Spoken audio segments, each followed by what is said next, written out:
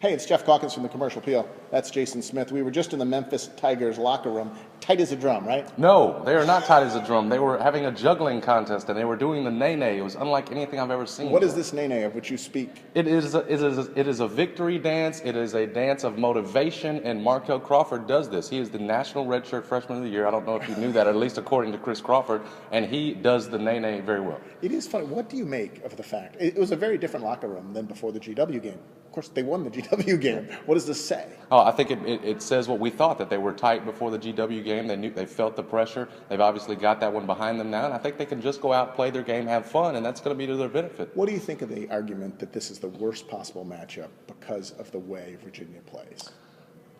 You could look at it that way. I mean, it certainly does. Virginia's going to slow them down, play the half-court game. We know Memphis typically struggles with that.